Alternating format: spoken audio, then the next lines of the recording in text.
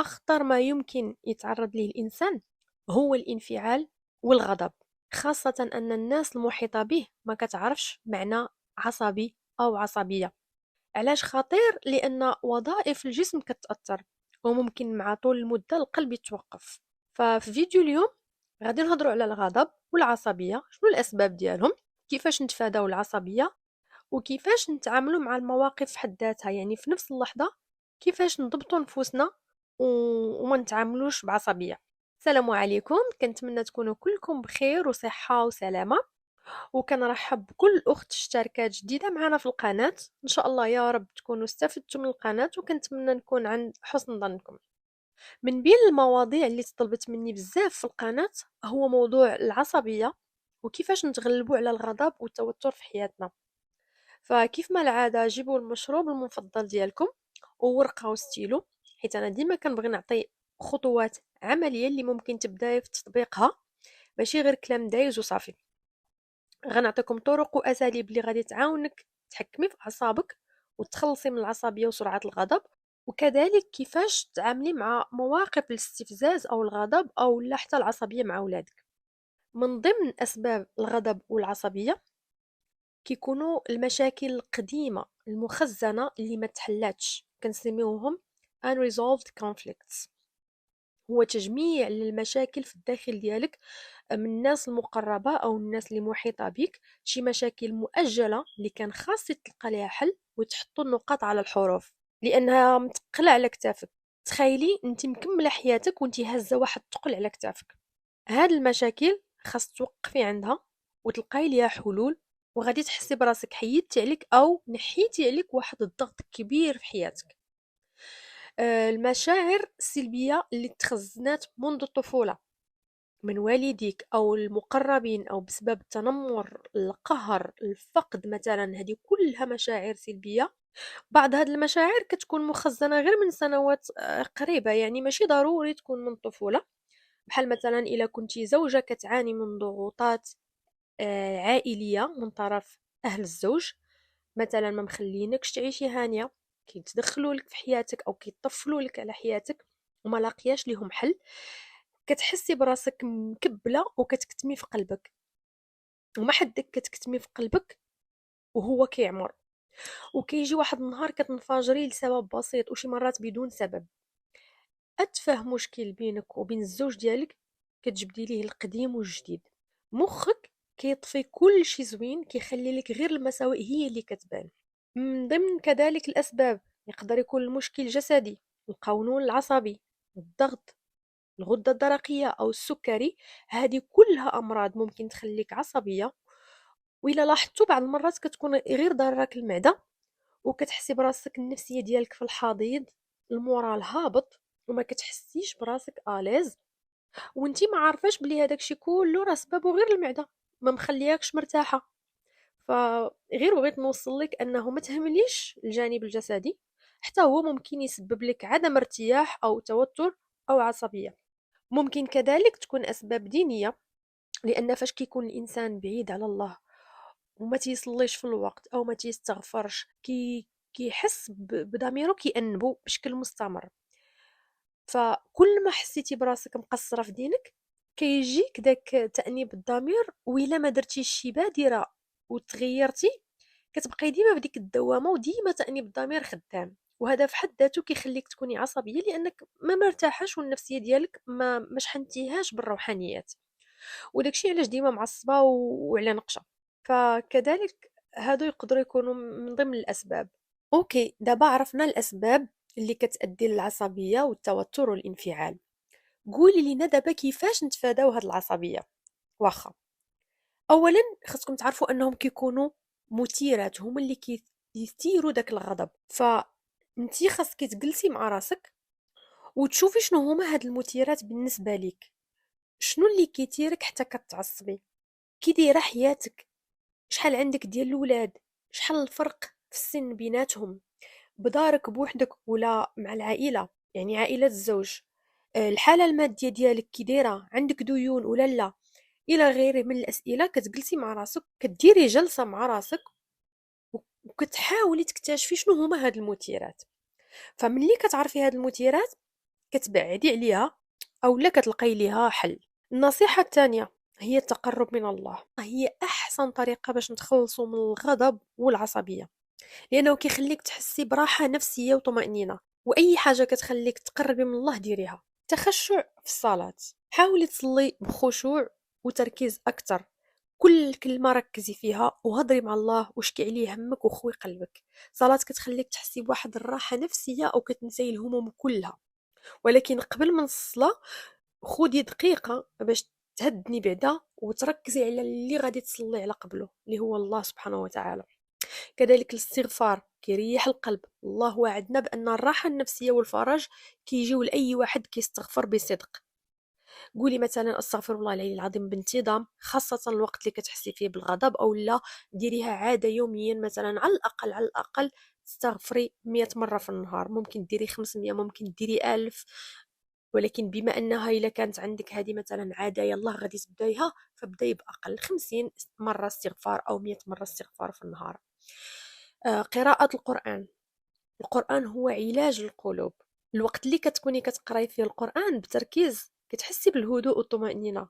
فحاولي ديري ورد يومي، حتى لو كان غير ايات قليله او صور قصيره بحال ايات الكرسي، وتلقي القرآن في الدار. سورة البقرة معروفة بأنها كتخلي القلب يرتاح. ممكن التسبيح والذكر حتى هما كيخليوك تحسي بالراحة والهدوء. ألا بذكر الله تطمئن القلوب. قولي سبحان الله مثلا، ممكن تخليها حتى هي عادة، سبحان الله، الحمد لله، الله أكبر. تستمري فيها، خليها عندك عادة. وحاولي تقرأي عن السيرة النبوية. النبي عليه الصلاة والسلام كان أحسن مثال في التعامل مع الغضب. قراي على حياته وكيفاش كان كيتحكم في الغضب ديالو. كان عليه الصلاة والسلام كيقول ليس الشديد بالسرعة، إنما الشديد الذي يملك نفسه عند الغضب. ففكري في الحسنات اللي ممكن تكسبيها إذا تحكمتي في الغضب ديالك، وفكري كذلك في النتائج الوخيمة اللي ممكن تنتج إلى تسرعتي وتعصبتي. ثالث نصيحة، التأمل اليومي. خصصي واحد 5 دقائق كل نهار وجلسي في واحد المكان هادئ، ما تكونش فيه لا ضوضاء ولا إزعاج. ممكن يكون بيتك، الغرفة ديالك، ممكن يكون في السطح، الحديقة، أو أي بلاصة هادئة. واختاري وضعية جلوس اللي ترتاحي فيها، سواء توقفي، سواء تجلسي على الكرسي، سواء تربعي رجليك، المهم ظهرك يكون مستقيم. سدي عينيك باش يقل التشويش البصري وتركزي على الداخل ديالك. انا شخصيا كندير ديك الباندا ديال النعاس بحال اللي كتكون في الطياره، بحال اللي كيعطيونا في الطياره. ممكن تستعملي فولار وتركزي على التنفس ديالك. حاولي تفكري في شي حاجه مريحه ولا ما تفكري في والو، مجرد تركزي على الحاضر. تقدر تجيك افكار وهادشي راه طبيعي، ما تقلقي، ما تعصبي، ما والو، هذه حاجه طبيعيه. حاولي ترجعي تركيزك على تنفسك فقط، فكري في الحاضر وما تفكريش في الماضي ولا في المستقبل. ممكن ديري 5 دقائق، ممكن ديري 10 دقائق، انا كنقول ديما بداي بالبسيط والسهل. 5 دقائق، ملي كتسالي ديك 5 دقائق، يعني الوقت اللي كتقرري توقفي فيه، خليك بطيئة، حلي عينيك بشوية بشوية وخدي وقت باش ترجعي للواقع. هاد الخطوات اللي عطيتك بعجالة غادي تساعدك تبداي التأمل بسهولة. المهم هو الاستمرارية فيه، حتى لو بديتي غير بشوية ديال الدقائق، غير 5 دقائق كل نهار، ونهار على نهار زودي المدة شوية شوية مع الوقت. المهم تكون عادة. كاينة حاجة أخرى سميتها المشي التأملي. إلا ما كنتيش مرتاحة في الجلسة، ممكن تمشي ببطء وتركزي في كل خطوة كتاخديها. هادشي كيخليك تركزي في الحاضر وكتنساي الضغوطات. رابع نصيحة هي التنفس العميق. هذا الموضوع بالذات خاصو فيديو بوحده، لأن فعلا التنفس العميق عنده دور كبير باش كتولي هادية، وعنده كذلك دور كبير في شفاء بعض الأمراض المستعصية. وإلا بغيت نهضر على جميع تقنيات التنفس، الفيديو غادي يجي طويل لأنها تقنيات كثيرة، ولكن أنا غادي نذكر فقط بعض منها اللي ممكن تبداي بها. وإلا كنتم مهتمين بهذا الموضوع كتبوا لي في التعاليق باش نخصص ليه حلقة بوحده. وباش ما نطولش عليكم، دابا أول تقنية هي التنفس البطني، تنفس الكرش. هاد النوع ديال التنفس كيركز على استخدام الحجاب الحاجز اللي هو عضلة تحت الرئتين عوض الصدر. هاد الطريقة كتعاونك ترتاحي وتقللي التوتر. كيفاش تطبقيها؟ غادي تجلسي في وضعية مريحة وظهرك مستقيم، عينك مسدودين، حطي ايد وحدة على البطن ديالك كرشك، والايد الثانية على الصدر ديالك. خدي نفس عميق من الانف وخلي الهواء يعمر لك البطن ديالك، كرشك تنفخ وغادي تحسي بالايد اللي على كرشك كتطلع. الصدر ديالك لازم يبقى شبه ثابت ما يتحركش بزاف، ومن بعد كتخرجي الهواء ببطء من الفم ديالك وخلي البطن ديالك كترجع للور تدريجيا. كرريها 5 حتى 10 المرات وانتي في وضعية مريحة. تاني تقنية هي تنفس 4-7-8. هاد التقنية معروفة أنها كتساعد على الاسترخاء وتقليل التوتر. الفعالية ديالها كتكون أكثر قبل النوم، يعني ملي كتسالي نهارك وإلا كان نهارك كله انفعالات وكله عصبية، هذا أحسن تمرين ممكن ديريه. كيفاش تطبقيها؟ كذلك وضعية مريحة، ظهر مستقيم، عينك مسدودين، وخدي نفس عميق من الأنف، حسبي حتى ل4، حبسي النفس في الجسم ديالك وحسبي حتى ل7، ومن بعد خرجي الهواء ببطء من الفم ديالك وحسبي حتى ل8. هي هذه تقنية 4-7-8.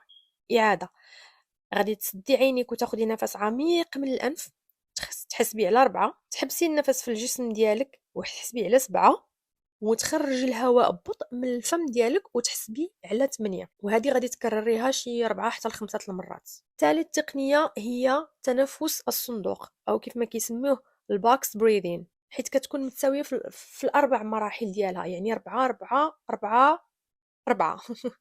ألوغ كيفاش غادي تطبقيها؟ كذلك جلسة مريحة، ظهرك مستقيم، عينك مسدودين، خدي نفس عميق من الأنف وحسبي حتى ل4، حبسي النفس في الجسم ديالك وحسبي على 4، من بعد كتخرجي الهواء ببطء من الفم ديالك وحسبي حتى هي على 4، وحبسي بدون هواء، يعني الرئتين فارغتين، وحسبي حتى 4. هاد العملية غادي تكرريها شي 5 حتى 10 المرات في النهار. رابع تقنية تنفس القلب heart centered breathing. هاد التقنية كتركز على أنها تخلق لك واحد الشعور بالراحة وكتعاونك أنك تركزي على مشاعرك. الوغ كيفاش غادي تطبقيها؟ نفس الحاجة، جلسة مريحة، عينك مسدودين، ظهر مستقيم، وخدي نفس عميق من الأنف وتخيلي أن الهواء كيدخل القلب ديالك نيشان. التخيل هنا كيلعب دور كبير. تخيلي ان الهواء كيمشي نيشان، وملي تخرجي الهواء ببطء من الفم ديالك تخيلي ان التوتر كيخرج معاه، يعني كيخرج مع داك الهواء. هذه غادي تكرريها شي 5 حتى 10 المرات وانت في وضعيه مريحه. الاهم من هاد التقنيات كامله هو انك تستمري فيها. هذه غادي تدخليها في الروتين ديالك اليومي. حاولي تاخدي 5 حتى 10 دقائق ولا ربع ساعه في النهار، تعودي على التنفس العميق كل نهار، حتى ولو بديتي حتى ب5 دقائق ماشي مشكل، المهم هو الاستمرارية. كانوا هادو بعض تقنيات التنفس العميق، ما نقدرش نذكر التقنيات كلها لانها كثيره بزاف، وفيديو واحد ما غاديش يقدني، ولو انني نخصص فيديو. موضوع التنفس العميق هو علم يدرس دابا، لانه فعلا كيشافي امراض صعيبه.